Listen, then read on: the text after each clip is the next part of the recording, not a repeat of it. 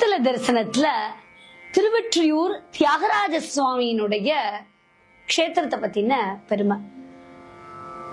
திருவெற்றியூர் தியாகராஜ சுவாமினாலே ஒரு சின்ன ஒரு தமிழ் சினிமாவோட இன்டர்வெல் சஸ்பென்ஸ் மாதிரி தான் இந்த சரித்திரம் இருக்கும். காலம் 8ஆம் நூற்றாண்டு, புத்தூர். யாரோட சரித்திரம் அப்படின்னா வேற யாரும் இல்ல, சுந்தரமூர்த்தி நாயனாருடைய சரித்திரம். சரி, அவருக்கும் இந்த திருவெற்றியூருக்கும் என்ன சம்பந்தம்ங்கிறத பார்ப்போம். கல்யாண வீடு. சுந்தரன் ரொம்ப உற்சாகத்தோட இருக்கார். ஆளால சுந்தரர். மாப்பிள்ளை அழைப்பு விடிஞ்சா கல்யாணம். கல்யாண மேடையில நிறுத்துறா கல்யாணத்தைன்னு ஒரு சத்தம். இந்த கல்யாணம் நடக்க கூடாது, நடக்க விட மாட்டேன்னு அப்படியே அதிர்ந்து எழுந்தா ஒரு வயசான தாத்தா, இந்த புத்தூர் பெண் உனக்கு வேண்டாம், ஏன்னா நீ எனக்கு அடிமைடா அப்படிங்கிறார். என்னது, நம்ம கலியுகத்துல இருக்கோம், யார் யாருக்கு அடிமையாக முடியும் அப்படின்னா அவர் கையில ஒரு ஓலைச்சுவடி வச்சிருக்கார். நீ எனக்கு அடிமை, இங்க பார் உன் பாட்டனே எனக்கு எழுதி கொடுத்த ஆவணம் இருக்குங்கிறார்.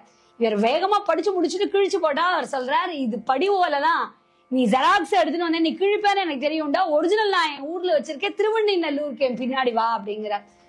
வேகமா எல்லாரும் ஊரே 2 பட கல்யாண வீடே அப்படியே கலையபரமாக சுந்தரரோட ஒரு கும்பல் திருவண்ணநல்லூருக்கு போக மூத ஓலைய சான்றோர் குழு ஒப்பிட்டு பார்க்க, ஆமா இவருக்கு இவர் அடிமைதான் சொல்ல, அந்த பொண்ணோட கதி என்ன ஆகும்னா அவளுக்கு நல்ல இடத்துல கல்யாணம் ஆகும்னு சொல்லி முடிக்க, சுந்தரனுடைய முகம் அப்படியே வெளிரி போயிருந்தது.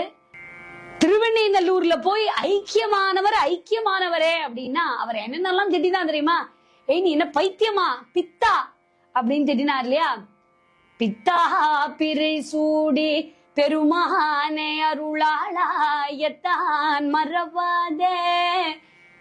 பித்தன் பைத்தியம் அப்படின்னு சொன்னதையும் தாண்டி சிவபெருமான் இவரை ஆட்கொள்றதுக்காக இறங்கி வந்தார். இப்படியே முடிஞ்சு தேவார திருப்பதிகங்கள்லாம் பாடி தான் இந்த உலகத்திற்கு அவதாரம் செய்த நோக்கத்தை உணர்ந்தார் சுந்தரர். பெரியவருடைய விருப்பப்படி திருவாரூரை சேர்ந்த கணிகையர் குல மங்கை பறவையார கல்யாணம் பண்ணிக்கிறார். கொஞ்ச காலம் கழிஞ்சது, மனைவிய ஊர்ல விட்டு பெரியவரோட திருவெற்றியூருக்கு வர அங்க சங்கிலியார் அப்படிங்கிற பொண்ணை கல்யாணம் பண்ணிக்கிறார். கோவில்ல பூ முடியக்கூடிய பெண் அவ மேல காதல் வர சங்கிலியார கல்யாணம் பண்ணிக்கலான்னு பார்த்தார். திருவெற்றியூர் கோவிலுக்குள்ள இறைவன் முன்னாடி கல்யாணம் பண்ணா அது முதல் மனைவிக்கு பண்ற துரோகமாச்சே அப்படின்னு இவர் என்ன பண்ணார், இந்த பெரியவர் வேற நம்மள பின்னாடி ரொம்ப ஃபாலோ பண்றாரு அப்படிங்கறதுனால கல்யாணத்தை மகிழ மரத்தடியில ஒன்ன வச்சு பிரிய மாட்டேன் அப்படின்னு சத்தியம் பண்றார். இவளுக்கு பூ முடியக்கூடிய பெண்ணுக்கு மகிழ மரம் பிடிக்காம போகுமா? ரைட் அப்படின்ட்டா. இங்க வச்சு சத்தியம் பண்ணட்டுமா அப்படின்னு கேட்டதுக்கு அப்படியே திருமணம் துவங்க அந்த பெரியவர் மகிழ மரத்துக்கு பக்கத்துல இருந்து திடீர்னு வரார். கல்யாணம் முடிஞ்சது. சுந்தரனை உத்து பார்த்துட்டு கேட்கிறார், சிவபெருமானுக்கு தெரியாம திருக்கல்யாணம் பண்ணிக்கிறதா நினைப்பா, இறைவனுக்கு தெரியாம அணுவும் அசையுமான்னு சிரித்து கொண்டபடியே சிவபெருமானாக காட்சி அளிக்க இவர் சுந்தரன் இல்லை, சுந்தரமூர்த்தி நாயனார் அப்படியே மெய்சில் இருக்கிறார். இறைவனை நோக்கி கண்ணீர் மல்க வணங்கினார். நிறைய பாடல்கள் பாடுறார். ஏற்கனவே பாடினவர் தானே. ஏன் இவர் 2 பெண்களை மணந்தார்? சிவனுக்கும் இவருக்கும் என்ன சம்பந்தம் அப்படின்னா, கைலாயத்துல சிவபெருமானுக்கு அணுக்க தொண்டராய் விளங்கியவர் ஆளால சுந்தரர். பெருமானுக்கு பிஏ மாதிரின்னு வச்சுப்போமே. மலர் கொய்ய ஒரு தடவை நந்தவனம் வரும்போது பார்வதியினுடைய சேடிகளான கமலினிய அனிந்திதிங்கிற பெண்ணை பார்த்து காதலித்தார். அவர்களும் இவரை பார்த்து காதலிக்க மூவரையும் சிவன் இங்க மண்ணுலகில் பிறந்து இன்பம் துய்த்து மீள அனுகிரகம் பண்ணார். இந்த 2 பெண்களும் தான் திருவாரூர்ல பறவையாராகவும் திருவொற்றியூர்ல சங்கிலியாராகவும் அவதாரம் செய்திருக்கிறார்கள். இதான் சுந்தரமூர்த்தி நாயனாருடைய சரித்திரம்.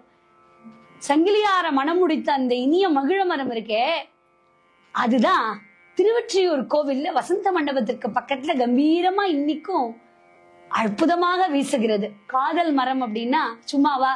திருவொற்றியூர் கோவிலுக்கு உள்ள போனா சங்கரா சதா சிவா சந்திரசேகரா சந்திரசேகரா கௌரி சங்கரா நீலகண்ட சூரதாரி சந்திரசேகரா காமதகன காலதகன கௌரி சங்கரா.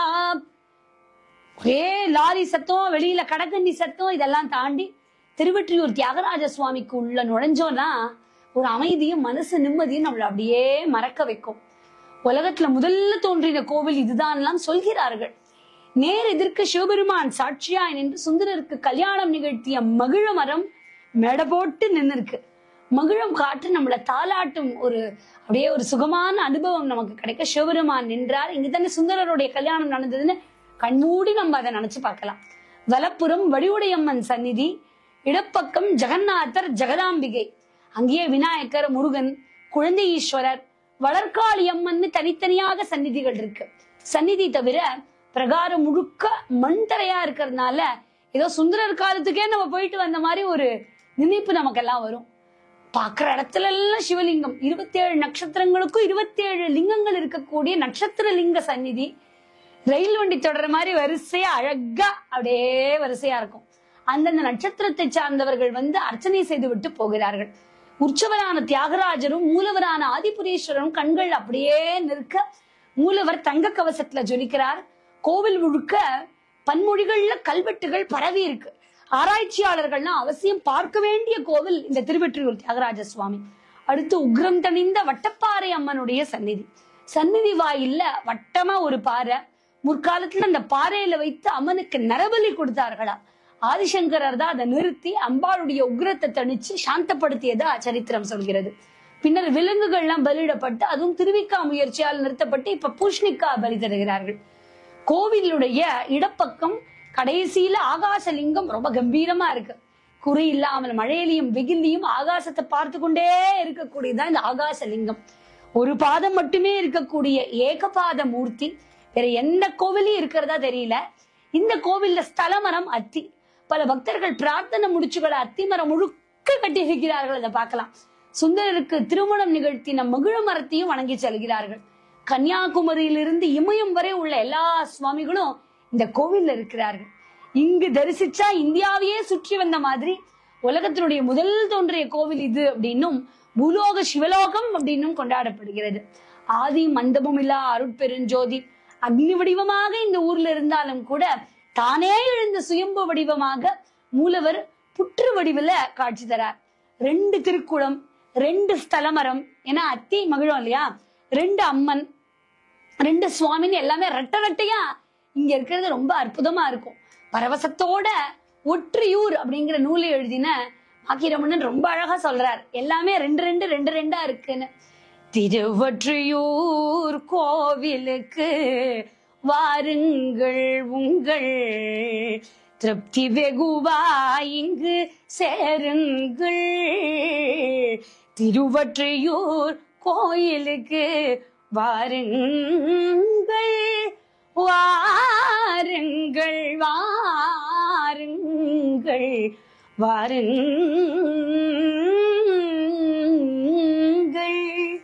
பக்கத்திலே இருக்கு நம்ம சென்னைக்கு. அதனால அவசியம் தரிசிக்க வேண்டிய திருக்கோவில் திருவொற்றியூர் தியாகராஜ சுவாமி கோவில்.